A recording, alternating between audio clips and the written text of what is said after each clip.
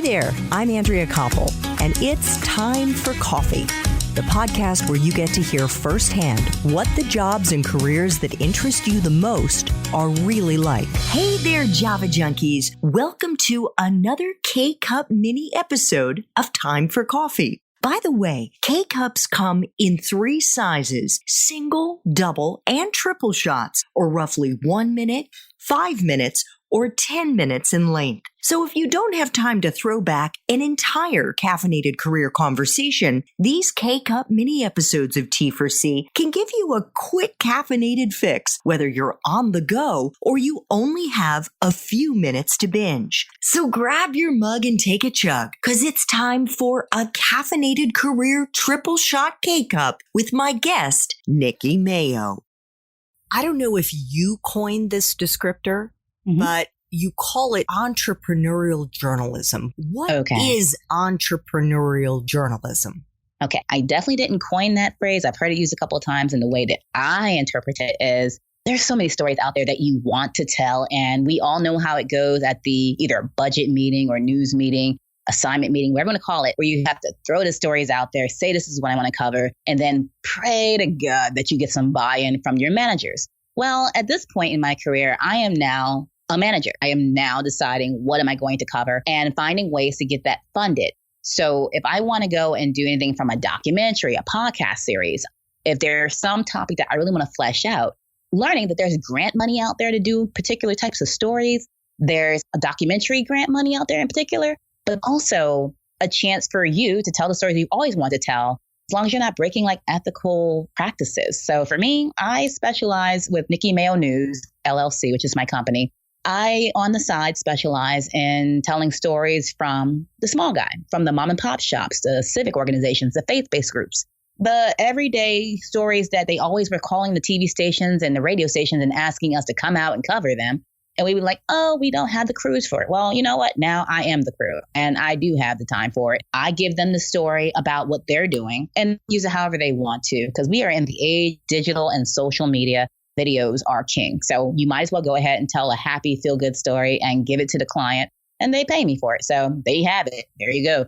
So it's not going to appear on like your local ABC, NBC, CBS, Fox affiliate, but that's what they're asking for. The clients want that coverage. They can't get that coverage. I like telling feel-good stories because I've been telling enough death, injury, and destruction all my career. I finally have a chance to tell the stories I want to, and I can turn a profit at the same time. And these are not stories that conflict with what we typically cover anyway. If you have a conflict, then you can't do it. Absolutely. So let's go back to something you said at the beginning of your answer to that question. And it had to do with that there is grant money out there for some of these documentaries. I can imagine some of our young listeners are saying, where can I go look for that kind of grant money? Well, that's where the journalist in them has to jump up and start with a Google search and go deeper than that. If you want to do something on science and environmental, like STEM is big, but environmental studies are huge. So there's money out there to do stories on everything from the rising shoreline. Parts of Maryland and parts of Florida are going to be underwater in about 10 years. There is money for those type of stories to get out there. Sadly, with contamination led by lead pipes and the likes for old infrastructure, there are different agencies that they want someone to finally tell their story outside of a short news story. That's where that documentary or short doc, that's where that money comes from. Are these agencies that are asking people, please come and tell our story. Now, typically, we're going to get somebody to pitch you a story. Yeah, they want your news organization to do it. But if you're venturing into entrepreneurial, which means that you are the boss and you are looking for grant money, then you got to start researching topics and seeing who will pay you to cover this. And it's not always a video thing. I'm just going from my point of view. They want in-depth magazine pieces. You may not write full time for The Atlantic, but you can get some money to write for The Atlantic for this type of a thing. You just have to know how to pitch a story. Typically, I think freelancer is a phrase that's used interchangeably with entrepreneurial journalism, but freelancers tend to already have assignments assigned to them. What I'm suggesting is start making the story pitches for what you really want to cover yourself, things that you're passionate about, and there's probably somebody who will pay to do it. So can you give us an example? You rattled off a variety of outlets or audiences that you feel more inclined to cover, whether you said the small mom and pop shops, the civic groups, faith-based organizations. So how have you gotten to do the kind of stories you want to do and get paid for that work? For me, it came from my contacts. These are people who would always see me out in stories and were always pitching me these stories. So that once I became independent, I was like, well, you know that story you were always asking me to do, and I couldn't do it because my boss kept shooting it down. I love to do it now. So those are my contacts. That comes from networking. That comes from actually working as well, too. So you can't discount the fact that you need it to be visible. You can't just be sitting in your basement somewhere and asking people like, well, why don't you have me cover your story? They don't know you. There's a lot of networking involved in that because they need to know you as a reliable news source. My name, believe it or not, carries a lot of weight. So if I cover your stuff, people are like, oh, word, okay, it's a real story. Yeah, it's a real deep story that you need to know.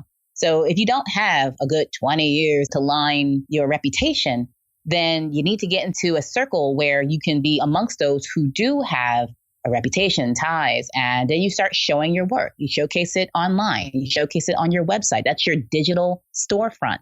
Let it be known that you are a viable news source and that they should allow you to tell their stories. So, Nicki, the way you have kind of pivoted your career from being assigned stories to now dictating what stories you will cover, do you think that it's possible for a young person to leapfrog that first phase where they are working in newsrooms? Do you even think it's wise for them to do that? Or do you think that they should just go right into the doing it themselves? What is your recommendation?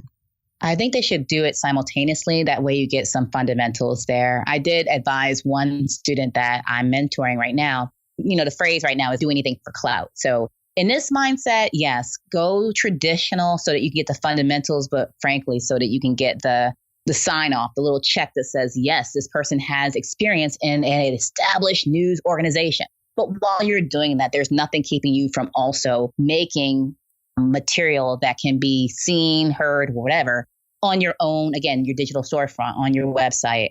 I really don't like the idea of like killing off that creativity that you're going to naturally have fresh out of school. So why not do something with it? Just kind of keep it, so that you don't lose the job that pays you some money. Because the idea is to make your passion profitable. And you could probably do that a lot faster. Seriously, like a lot faster than people have done it in the past. Now, for me, I didn't venture out until I got to being a national correspondent for a good 5 years. But you could really venture out once you get the fundamentals and some call letters or some masthead name behind you, and then be like, okay, that was great. So there's my little clout. Now go and get your destiny on. Yeah. Be creative. Go do the darn thing. I love how you describe that, because basically what it sounds like you're advising young people to do is to start building their brand day one. Day one. Seriously. Yeah.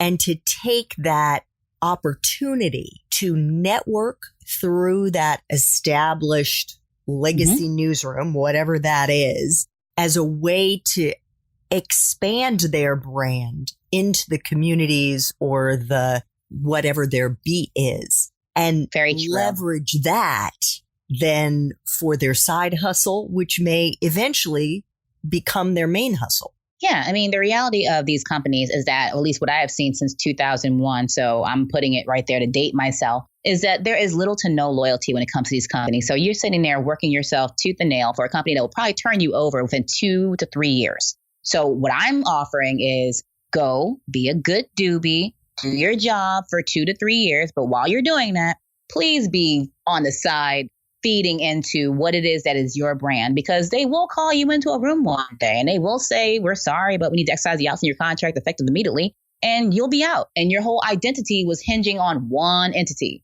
something exterior from yourself. I'm arguing build up who it is that you are so that that product follows you, so that your name recognition alone is what gets you people call. Like, I have people calling me and saying, I want you to cover me. And they don't even know who I freelance for. They just want me to cover it. That's what you're trying to get to, is to having people saying like, hey, can you come out and shoot my story? I'm like, for which one? Like, I cover politics. Do you know how many people hit me up for features? I cover politics. That's why I don't take on political clients. They're like, well, I know how you do stories though. Could you come and tell mine? I mean, I can do it on the side, and then they can take this photo, this video, whatever they want. They can take it and go on with it. But I like that leverage, that fact that people are like, you tell a sound story, that you had the foundations of journalism down. I don't question your ability to do this. And I don't question the angle you'll take with my story either. They're giving you that free range. And then they're going to pay you to do it too. I'm like, wow, okay, that's deep. Yeah. I like having those two things. By the way, I never get paid to do any political reporting. I never do any stories for any politicians, just to kind of keep myself clean on that side. But if it's like I have a basketball player who used to be part of a national organization for basketball, but not the NBA, and he was like, he wants to tell his story. Okay, fine. So I'll go and shoot that and I'll tell his story. And I feel that we need to tell more of these. Create your own lane. Thanks for tuning in to this K-Cup mini episode of Time for Coffee. If you want to listen to our entire caffeinated career conversation, please check out the show notes for this episode. Thanks so much for listening to Time for Coffee, where the professionals in the jobs that most interest you always have time to grab coffee 24/7, no matter where you live. I have one quick favor to ask you. Remember to rate, review, and subscribe to Time for Coffee. Thanks so much.